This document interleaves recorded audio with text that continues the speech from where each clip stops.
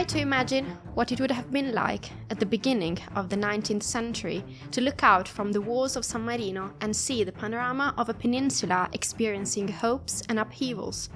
The wind of the Enlightenment, the Napoleonic interlude, the Restoration. In just a few decades, the entire political geography of Europe had changed. San Marino, with its tiny community, was still holding, thanks to the usual combination of diplomacy, preservation of balances, and its ancient tradition of freedom. It is from this background that we start a third episode dedicated to the contemporary age. A period ranging from the stabilization of the post-Napoleonic years and Risorgimento through the two world wars to the economic boom and the complicated most recent years. How has the small republic of San Marino been transformed over these 2 centuries? How did it handle its sovereignty in the face of a unified Italy that extended its control far beyond regional borders? How did it deal with the impact of the economic, political, and social modernization that swept across Europe, inevitably impacting San Marino?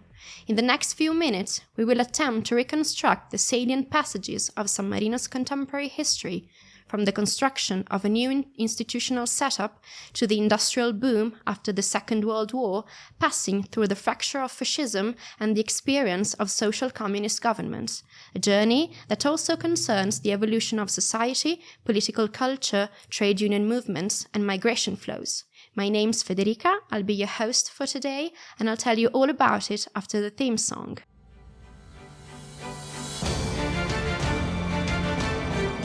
Welcome to the oldest republic. I'm Federica. Join me in this adventure. Enjoy the episode. Let's pick up where we left off in the last episode of the podcast. The outbreak of the Second War of Independence in 1859 and the decisive push towards the unification of Italy brought the peninsula closer to a new order, while San Marino, by then almost completely surrounded by the provinces that were about to form the newly born Kingdom of Italy, had to redefine its status. The crucial step came on the 22nd of March 1862, when San Marino and the young kingdom signed the first diplomatic and commercial convention. If Napoleon Bonaparte had respected the Republic as a symbol of republican freedom, now unified Italy, led by the Savoy monarchy, formally accepted its sovereignty and independence in an atmosphere of protective friendship. A friendship that was indeed unbalanced. The strength and grandeur of the Kingdom of Italy were not comparable to those of San Marino, and Italian pressures would not be lacking in the following decades. But starting from 1862, San Marino could consider itself definitively recognized as a separate state from Italy, even though it suffered its inevitable influence. In the phase that immediately followed, the spirit of juggling between the difficult circumstances in which San Marino was forced to act did not diminish. When the Italian government tried to obtain the extradition of wanted persons or to impose stricter controls on refugees who had taken refuge in San Marino, the San Marino people responded with prudence, updating laws and internal regulations. The border blockade of the 1874 was one of the most tense moments, which was only resolved when San Marino strengthened its internal police and took restrictive measures against wanted persons. Meanwhile, the internal institutional architecture was still in the hands of an oligarchy, heir to the statutes of the 1600s. The Council of the 60 chose the captain's regent, while the ancient Arengo, a gathering of heads of families, had not been convened since 1571. This picture was to be challenged by a growing political and social ferment that began to manifest itself in the last years of the 19th century, giving rise to new demands for participation. From the unification of Italy until the beginning of the 20th century, San Marino experienced a phase of consolidation of its state identity, but also of profound social injustices. The peasantry represented the majority of the population engaged in subsistence farming. Industry was absent, except for a few kilns, a tiny match factory, a few printing presses, and handicraft workshops. In the meantime, radical and socialist ideas, already widespread in the Romagna and Marche regions, were also reaching the San Marino community, urging demands against the high cost of living, the lack of political rights, and the absence of measures in favor of workers. The Società Unione Mutuo Soccorso, founded in 1878, formed an initial nucleus of popular associations, which was joined by cooperatives, trade leagues, and a people's university. The objective was twofold. On the one hand, to provide workers with protection and welfare in a context lacking any social legislation. On the other hand, to urge the council to approve democratic reforms. In the years between the two centuries, public figures such as Pietro Franciosi became the interpreters of a reformist socialism that called for overcoming the oligarchic system and introducing universal male suffrage for the election of parliamentarians. In 1903, the first issue of Il Titano newspaper came out in support of these battles. Shortly afterwards, in 1905, a People's Assembly convened by the reformists with hundreds of participants showed that the patience of the working classes was running out. The Council of the 60, impressed, finally decided to revive the Arengo, the assembly that brought together the heads of families, convening it for the 25th of March 1906. The Arengo of 06 is often cited as the symbolic date of the end of the oligarchy and the beginning of a slow process of democratization. More than 800 heads of families gathered in the Saints' Basilica and consulted on prepared questions expressed themselves largely in favor of making the council elective. Thus, an electoral law was introduced that renewed 1/3 of the assembly every 3-year election. The reformists won a good number of seats, arousing enthusiasm among the Il Titano supporters, who celebrated the end of the oligarchy. In reality, the transition was not so clear-cut. The new mechanism of partial elections, with 2/3 of the parliamentarians remaining in office, tended to dilute the impact of renewal over time. The progressive forces, divided between revolutionary socialists and moderate reformists, failed to implement the great promises. Although some social measures were approved, the oligarchy de facto remained partly in power, finding alliances and compromises. Ideological tensions would explode again shortly thereafter, also as a result of the First World War and the post-war revolutionary drives. At the time of the outbreak of the First World War, San Marino was not directly involved, but its proximity to Italy had some significant implications. Several San Marino volunteers enlisted in the Italian army. In addition, the Republic sent a field hospital as a contribution to the kingdom's war effort. Interestingly, the American writer Ernest Hemingway, among others, was treated in the San Marino hospital. The end of the war left a particularly complex economic and social legacy: unemployment, inflation, growing public debt. After the First World War, the San Marino Socialist Party and the new workers' and laborers' organizations grew in strength. At the same time, trade union unrest increased. Craftsmen, workers, and laborers demanded better wages, forms of welfare, and agrarian reforms. The majority in the council, on the other hand, was governed by Catholic and moderate positions, which sought to stem socialist pressures, sometimes aligning themselves with the repressive policies of post-liberal Italy. Between 1919 and 1921, the rise of the labor movement and the substantial subordination of the San Marino government to that of Rome led to moments of open confrontation. Among the various events of this period, two were crucial: the failure of negotiations for renewed financial support to the San Marino economy and the rise of fascist quadrism in Italy. In San Marino, severe unemployment and the absence of modern infrastructure fueled popular discontent. The Socialist Party, now with more radical tendencies, pressed the majority with sometimes maximalist claims. The government, ruled by the Catholic conservative bloc, struggled to reconcile the different demands. Of course, the event of the small republic closely followed those of the Italian kingdom. In 1922, Mussolini's seizure of power in Rome had immediate repercussion. Fascism spread rapidly also in San Marino, where the first action squads were formed with the aim of neutralizing socialists, devastating their headquarters, and intimidating their opponents. By 1923, the fascists succeeded in having the Democratic Council dissolved, and in that year's elections, a single government list, an expression of the fascist-dominated patriotic bloc, was presented. The parable of the San Marino fascist regime had officially begun. It was a gradual but violent seizure of power. The occupation of people's houses, the beating of socialist leaders such as Gino Giacomini and Pietro Franciosi, and repeated intimidation constituted the method by which the fascists silenced voices of dissent. By the end of 1926, the electoral law was radically changed. only heads of families with certain census requirements could vote, and in fact, the way was open to plebiscitary consultations where the only list was that of the San Marino Fascist Party. The Socialists and the People's Party, which had somehow tried to stay in the political arena, and other opposition forces were banned.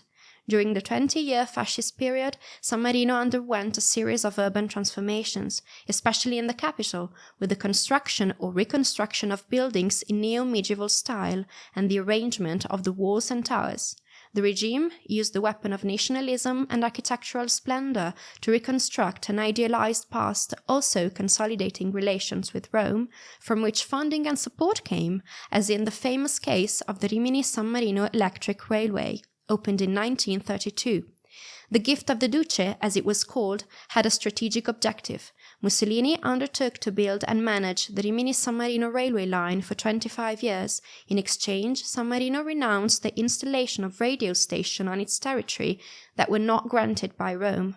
Politically, however, the internal stability of the small state was undermined by internal struggles between the different fascist currents animated by family patronage and conflicting views on the use of public resources. Everything remained in precarious balance until the outbreak of the Second World War. Italy's entry into the war in 1940 also had direct effects on San Marino, although the Republic proclaimed its neutrality. In the summer of 1944, as the Allies advanced along the Gothic Line, San Marino became the theatre of battle. Numerous Italian refugees found shelter in San Marino valleys, while the Germans and Italian fascists raided the area to round up opponents. In June 1944, the capital suffered heavy bombardment by the Allies, causing dozens of casualties. Only in September did the front move on. Meanwhile, a year earlier, in 1943, the San Marino fascist regime had fallen, replaced by a Committee for Freedom, which included communists, socialists, and some moderate forces. It was a very difficult interlude, however, because the Nazi fascists carried out raids even after the liberation. The balance that emerged was fragile. At first, the Council entrusted the functions of government to a restricted body in order to prudently manage relations with the passing Nazi fascist units and Allied commands. It was not until March 1945 that the first free elections were held, from which emerged the clear victory of the left-wing forces coalesced in the Freedom Committee. Thus began a new phase. The Republic of San Marino, after the liberation, was governed by socialists and communists. The majority intended to launch a program of economic and social reforms, reorganizing the public administration and consolidating for the first time an embryonic welfare state. But it soon found a huge obstacle. San Marino was surrounded by Italy ruled by the Christian Democrats, the conservative Catholic Party. The Cold War clash inevitably ended up affecting relations between the San Marino and Rome governments. In Italy, between 1947 and 1948, socialists and communists were ousted from the national government, and the Christian Democrats dominated the scene. Ideological tensions were reflected in the microstate, perceived by some Catholic sectors as a small red enclave in the heart of the peninsula. Even Alcide de Gasperi, the Italian Prime Minister, was wary of San Marino that did not hide its inspiration from a social communist model. Episodes such as the economic blockade and the non-ratification of new trade conventions occurred. Faced with these difficulties, the Republic tried to obtain resources by creating a gaming house and a naval registry, projects that were however decisively opposed by Italy and at times by the United States, which were worried that San Marino might become a haven for elusive commercial activities or pro-communist political experiments. In this climate, internal tensions between communists and socialists on the one hand and Catholics on the other escalated. In 1955, there were new elections and the left-wing forces won, although the Christian Democrats had gained a considerable increase in seats. However, the Social Communist Alliance was experiencing growing contradictions and was worried by a hostile foreign policy. In 1957, the crisis reached the climax. Some socialist parliamentarians abandoned the majority, leaving the government in the minority, and a second government, known as the Rovereta government, was formed, which invoked support from Rome. The crisis risked degenerating into civil war. Even the Italian police arrived to patrol the borders, with the declared intention of preventing the influx of possible communist supporters. Eventually, the social communist government surrendered, leaving the way clear for a new government composed of Christian Democrats and independent socialists, recognized by Italy and the United States. They were days of real tension that, however, culminated without a blow. With a pro-Christian democratic government installed in 1957, San Marino received massive economic aid from Italy and the United States, which lifted the blockade and granted support for infrastructural works, the aqueduct, the highway, and the extension of the electricity grid. The Republic entered a development mechanism that revolutionized its structure and image within a few years. Peasants were offered the opportunity to move into manufacturing industries, workshops, and tourism sector. The public administration also expanded considerably, becoming an important employer. The population grew quickly, also attracted by an advantageous tax regime for Italian capital. Ceramics factories, textile companies, shoe factories, small mechanical companies were opened. At the same time, tourism entered a golden season. Italy experienced its own boom, and holiday makers from the Romagna region discovered the historical and scenic charms of San Marino, which welcomed millions of visitors a year. In terms of social structure, the shift from subsistence farming to industry and services was epochal, so much so that between the mid-60s and the mid-70s, the percentage of people employed in agriculture plummeted to insignificant figures. The construction of social security system, mutual aid societies, pensions, free healthcare gave rise to a remarkable welfare system. Public works also gave a strong boost to private building, stimulated by state loans. The urban fabric grew haphazardly in the hilly areas near the border, while the ancient city walls were preserved and enhanced for tourism. At the same time, there was a change in family and reproductive customs. The birth rate dropped, the patriarchal peasant family gave way to the nuclear family, education became universal with the opening of technical and vocational schools, and the high school was enriched with new specializations. In 1985, the University of San Marino was established with its higher specialization courses. Many women began to work outside the house, although the conquest of women's political and social rights was slow and fraught with obstacles, as we will see in an episode of the podcast dedicated to this topic. In the 1990s, with the advent of increasingly globalized finance, San Marino was seen by some investors as a tax and business haven. San Marino legislators were also faced with the rapid growth of the financial sector, with the opening of new banks and financial institutions. This dynamic raised mistrust and friction with Italy, which was interested in curbing capital flight. Towards the end of the 2000s, the global economic crisis of 2008 also hit San Marino hard, highlighting the fragilities of a model that was excessively dependent on external capital and a privileged tax regime. Meanwhile, on the political level, the Christian Democrats' post-1957 centrality continued, but it gradually gave way to coalition formulas with socialist and, in some cases, post-communist forces. The accession of San Marino to the Council of Europe in 1988 and its increasingly close relations with the European Union made the boundary between local sovereignty and adaptation to international standards on financial transparency and the fight against money laundering increasingly complex. The early 2000s sanctioned the need to redesign the entire economic and financial legislation to meet European and Italian demands. The transition was not without shocks. It involved overcoming a certain lack of transparency in the system and aligning with directives that required the exchange of tax information. At the same time, San Marino institutions, traditionally marked by strong local power, the township councils, and bicameralism, even in the trade unions, experimented with new governance solutions.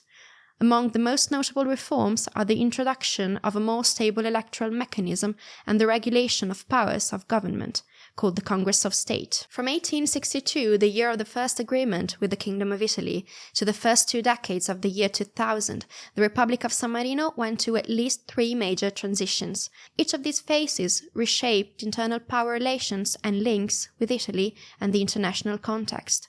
The contemporary age of San Marino is thus a story of continuous adjustments and adaptations made possible by the combination of 3 factors: the solidity of a centuries-old civic tradition, diplomatic skill in dealing with neighbors and the world's great powers, and pragmatism in seizing opportunities for development, even when these came from choices that raised criticism, such as the advantageous tax regime or the temptation to host gambling houses. In the new millennium, the economic crisis and international pressure on transparency and financial integrity ushered in a fourth transition, perhaps less striking but equally delicate, which forced San Marino to face a global environment in which small size can be as much an advantage as a limitation. Yet, even this time, the Republic did not disappear. On the contrary, it has reorganized itself, proving once again that survival is by no means the result of chance, but of the fruitful encounter between tradition and the continuous capacity for change. That's all for today, but stay tuned to Storia in Flanella, because next week we'll return with a new episode of The Oldest Republic. Thank you very much for listening, and until next time, goodbye.